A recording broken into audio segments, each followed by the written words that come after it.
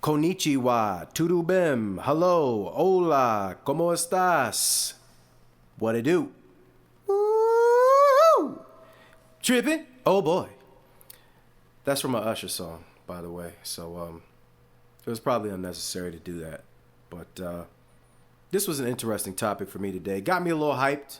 Got me a little bit into music, because we're going to talk today a little bit about some of the stuff Mase had to say recently about some of the things that's been happening with LeBron James and how it's all playing out in the media and with the players and all these fun things that we're going to kind of put together and turn into like a beef stew here. And I thought he made some excellent points. And again, I'm going to just put this disclosure out there because I know people that really like LeBron James, and that's fine. I don't hate you, okay? But at the end of the day, there are some things, in my opinion, that he needs to be accountable for. And there's some things that he's been getting away with for a long time that honestly, you're just starting to see the effects of people finally breaking free and saying really what it is. All right? This is not... The man himself is successful. He's one of the most successful people probably ever because he's a billionaire, supposedly. Obviously, you have to have, uncalculated levels of success to be a billionaire. So he's successful. However, he is very public facing with everything that he does. And at one point, it was on purpose. Now, I think some of that fame is coming back to bite him. And the jig is kind of up, and people are starting to call him out because they're tired. Although I blame some of these same people for why he even got to this point in the first place. Because instead of saying something a long time ago when he was a young man, you waited to say something now that he's an older man. And it's very hard to stop teaching an old dog new tricks. So it's kind of you guys' fault. I've personally been saying for years, hey, what's that? Why is LeBron doing that? Somebody should tell him not to do that. Somebody would have stopped him a long time ago. It would not have gotten this bad. Same thing with one of your kids, right? If you don't stop them early, it's going to be hard to stop them when they're your size and bigger. So let's listen to what Mase had to say. We're going to stop here and there because we just have to, right? We have to. He said so much. So we'll stop here and there. Let's check out the first part. Wow. The longevity. I don't know if longevity at this height can be added to the GOAT discussion. I don't know. It feels like we're inching closer and closer and closer. I feel as somebody who grew up in the early 90s, I can't let anyone take Jordan off that pinnacle, off that peak for me. But maybe that's just me being stubborn as an 80s baby. No, I'm not going to let you do that. I'm not going to even let you lay the groundwork for that. No. LeBron is great at the longevities he's having. Let's just put apples where apples go, and let's put oranges where oranges go. So I just want to stop for a quick second here. And again, Mase is a real one, man. He's been around. He's been around the block. He understands how all this works, man. He's a dude that is fearless in his ability to be honest because he's been through some stuff, man. I know he's been through some stuff. And everybody likes Mase. Everybody likes Cam for a reason. So he stops her right here. He's like, no, we're not going to do that. Because that's what happens to people. I have other videos where I talked about, even with the 16-6 and the Shannon Fry saying what he said about, LeBron and nostalgia and Michael Jordan and Kobe Bryant and those guys. Listen, man, you cannot deny LeBron James's greatness. There's no denying that. However, this longevity thing is not the same thing. And that's pretty much what he's breaking down. The standard is still the standard. The standards of all the other players that ever played has not changed. You cannot change the standards for one person. And she's sitting up here, maybe I'm nostalgic over Michael Jordan. Maybe Mike. Is it? No, sis. No, sis. You saw something that you've never seen before. Then you saw a few other things that you've never seen before in some of the other players. And now you're seeing something from LeBron that you've never seen before, but at the same time, who else was trying to do this? What does this mean in the long run of actual greatness and dominance over your peers and over the league in your time period? Let's let Mase continue. It wouldn't matter if he gets 70,000 points, right? We're not weighing them against points. We're weighing them against the dominance. If I play much longer, I'm gonna get much more points. We're not going by points. If we were going by points, then I mean Kareem Abdul-Jabbar would have been the GOAT until LeBron passed him. That's not what we're equating this to. And so Mase, again, makes some excellent points, man. And this is a point I've been trying to make for a long time. Nobody cared about who had the most points. Nobody cared. I promise you, I'm a Kobe Bryant fan. All right? He's my favorite player ever. I did not know he was even getting close to the points record until he got close to the points record. Nobody cared, man. I didn't care. I was looking at the rings. I was trying to get him 8 rings so he could be over Michael Jordan. That's what I wanted. And then the league blocked him with the CP3 trade. And then, that goal kind of went out the window. Then he got hurt, and that left there. So he never got a chance to fulfill that 8 rings. By the time, once he finished his other dominant run with Pau Gasol, Pau was kind of washed, not doing anything. And you might look at Powell's stats later on the Bulls and some other teams and be like, oh, well, Paul wasn't that bad. He made the All-Star game after that. Sounds great, but you should have seen him against the Dirt Nowitzki Mavs in 2011 when we got our grits cooked. And Powell averaged 12 points a game? Something crazy, 10 points? Didn't even average 10 boards. Bynum was getting ejected from the game after trying to elbow J.J. Barea because he was getting abused out there. Odom didn't really help. Shout out to you, Odom. You the boy, man. You the boy, O. But, y'all didn't play well in that series. Kobe didn't play great either.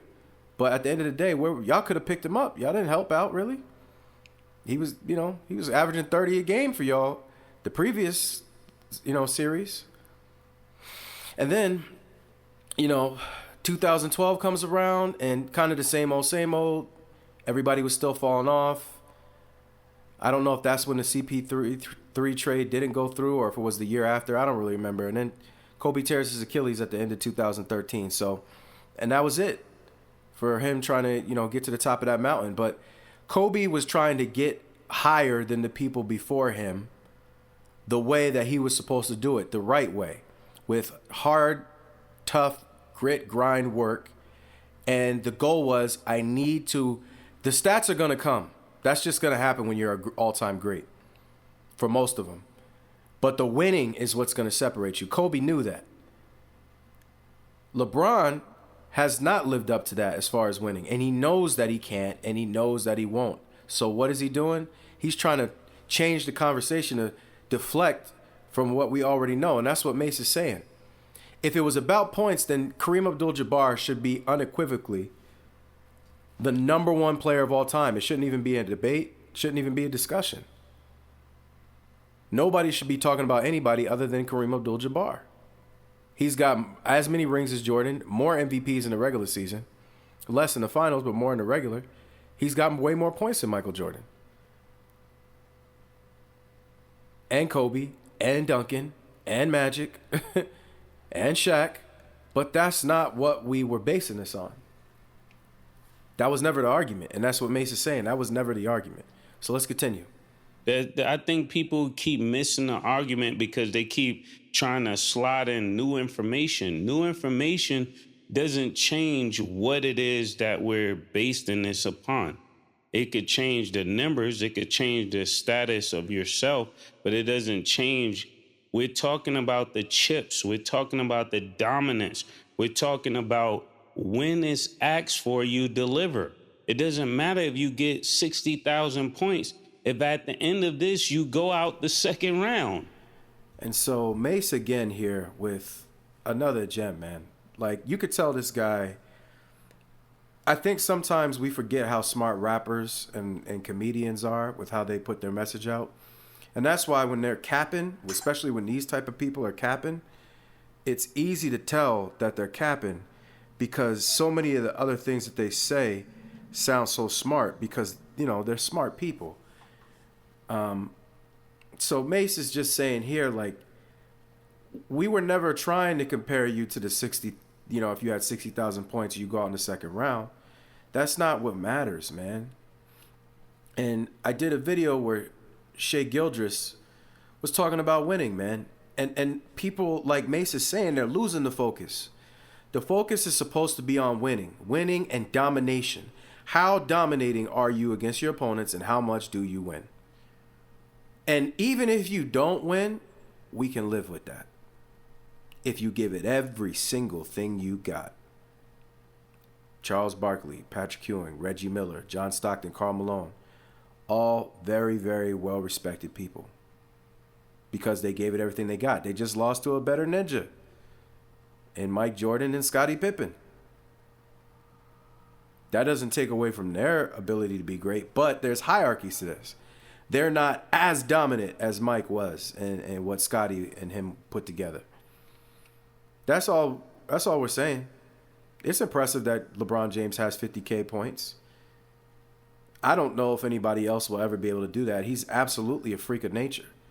I don't know how he's playing like this at this age. However, that was never the measuring stick. And he's going to talk about, he's going to get into talking about a BBL, but at the end of the day, the illustration is on point. I don't even know what made him think it is.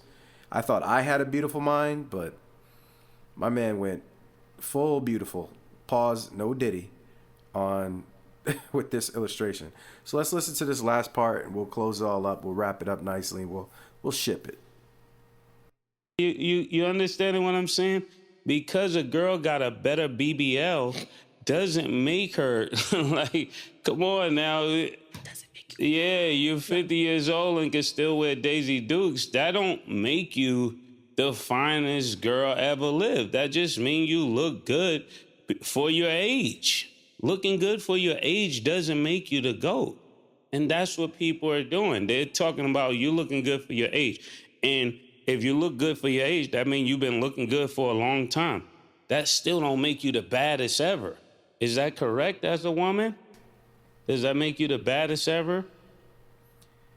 And so that's GOAT level reasoning, man. I know he used a crazy analogy with the BBLs, but exactly, man. Because you got your body done up and you lasting longer than everybody else, because you're able to last longer than the rest of the girls and you can still wear Daisy Dukes, that don't make you the finest girl of all time.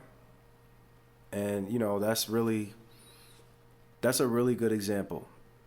And that's how I see it as well. I think LeBron James getting to 50K is amazing. I don't know if anybody else will ever be able to do it. He truly is a freak of nature. I don't know how he's doing it. However, with that said, the more he plays, the longer he doesn't win, the more it just looks like he's putting up stats. And the stats was never what made you the best. If the stats is what made you the best, I don't think Michael Jordan would have ever retired. If getting that scoring title is what made you the best, I think Kobe Bryant would have decided to come off the bench on a really good team. And maybe he could give you, even though he was an absolute shell of himself, maybe he could still give you 15 minutes a game off the bench and not be Kobe Bryant no more. But the goal is not to survive and just put on stats. The goal was to be dominant, to be the best. And he doesn't really go into it in this one, but one of my biggest things that I've always said about LeBron James, at what point is being the best the most important thing? Like, by far, unquestionably. And I don't know if he ever really accepted that challenge after he left Cleveland the first time. When you decide to join up with other people to help raise your legacy, that doesn't actually make you the greatest of all time. You're at this point, you're looking for the greatest help of all time. You're not going through the trials and tribulations of losing and then winning and then sometimes losing again and picking yourself back up. You're not going through those regular trials and tribulations that we're really supposed to face, those lessons we're supposed to grow upon. And I ultimately think that's why LeBron James has lost 6 finals, because he maybe could have been better than he was, but he never had to really face the face the music, so to speak, and he's just been running around trying to get help the whole time and blaming other people for why he's not finishing the job. But you should have learned how to finish the job, sir. You had the talent. But now to just keep playing and packing on numbers without winning, it doesn't really matter, man. It doesn't really matter. What's already done is done. Michael Jordan, Kobe Bryant, Tim Duncan, Shaq, Magic Johnson, Kareem, they already dominated their era. Nobody was beating them like that except each other. You know, I'll throw Larry Bird in there too. That was it. And they dominated people for stretches. If you look at some of the records these guys were putting up and some of the things they were doing, especially in terms of winning, they were dominating people. There was no other people dominating it during those times, except in, at worst, there was one parallel person. So Kobe and Shaq had Tim Duncan and, you know, mainly just Tim. That's who Kobe was battling for his whole career. Michael Jordan had people to battle, but they never really beat him. Hakeem won some when he wasn't there. Magic and Kareem had Bird, McHale, Parrish, and all those dudes, and they were battling. And the person that stood above all else before that was Bill Russell.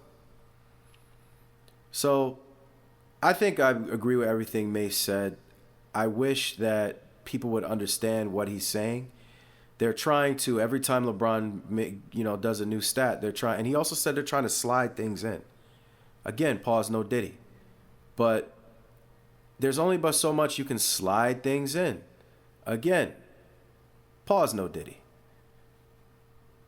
At a certain point, you just have to face the facts. And if you didn't pass the standard, you didn't pass the standard. You know the standard when you see it. Trying to make excuses for the new standard and trying to find ways to make it right, that's not a good look. I choose to live in reality. And the reality is, as great as of a player as LeBron James is, for me personally, he's not the best player I've ever seen. He's not even, and this is my opinion, you don't have to hate me. You can hate my opinion, but there's no need to hate me. LeBron James, for me, is not a top 5 player that I've ever seen, in my opinion. I've seen 5 guys that if I needed to win some games without all the extra hoopla, I think could do it better than he did. With less headaches, that's the other thing, and not running around to other teams when things get tough. So that's my reasoning, and I agree 100% with everything that Mase said. So Mase, gracias, mi amigo. I appreciate you. I actually love the fact that Mase and Cameron are back on the scene. It's a blast from the past, my childhood. Me and my cousin used to do everything Dipset. Don't judge me, for those of you that know I'm a spiritual person. I don't agree with every song they ever made, so don't put me in the blender. But I've always liked Cameron and Mase, you know, part of my childhood. And now that they're back and they're out in the limelight, you know, they're dropping some gems, man. And again, you don't have to agree with everything that they say from, you know, whatever standpoint you're looking at it from, but they be dropping some gems, and this is an absolute gem from Mase. So appreciate you, brother. Appreciate all of you. Thank you for listening. Please continue to listen to the videos, like, share, and subscribe with your friends. And I hope you guys have a great day. Much love.